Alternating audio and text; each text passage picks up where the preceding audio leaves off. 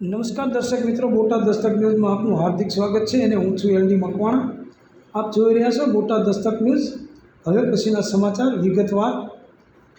દર્શક મિત્રો, SC ST અને ઓબીસીના લોકોને આ સંઘી સાથીઓ એવી રીતે હિન્દુ ખતરે મેં હે એવું કહી અને એવી ઉલઝનમાં નાખે છે. અને તમે જોઈ શકો છો કે મોહન ભાગવતજી મૌલાનાની સાથે શું કામગીરી કરી રહ્યા છે એ તમે જોઈ શકો છો કે ખરેખર આ સમાજમાં નફરત ફેલાવી અને રાજ કરવાનું અને બે મિલજુલ કર ખાવાનું આ સંધિ પાસેથી કોઈ શીખે. કારણ કે આરએસએસ એક ખતરનાક નાગ છે અને એ એસસી એસટી ઓબીસી અને માઇનોરિટીના જે નાના ગજાના જે લોકો છે એને ગમે ત્યારે ભરખી જશે. હવે લાંબો સમય નહીં લાગે. જો લોકો સમજશે નહીં અને લોકો ખરેખર નહીં સમજે તો ખરેખર લોકોને ભરખી જતા આ સંધિ લોકોને વાર નહીં લાગે.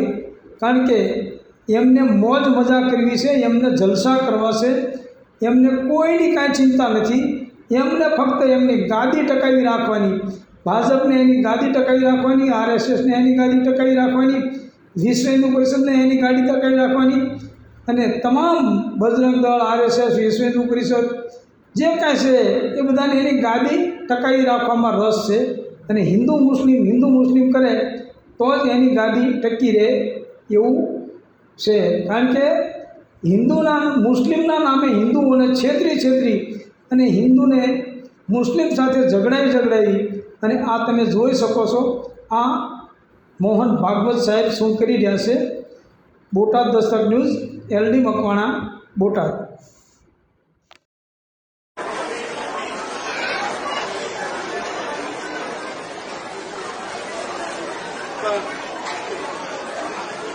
मौलाना फारूक साहब तशरीफ लाइए. मौलाना फारूक साहब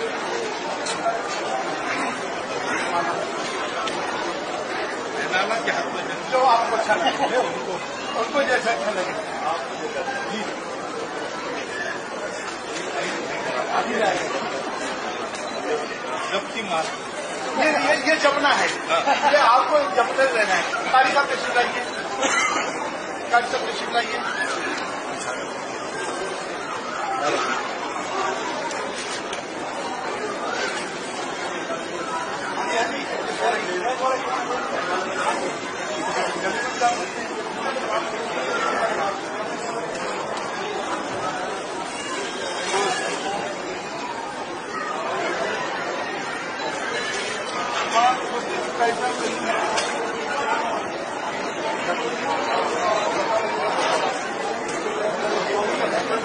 Yeah,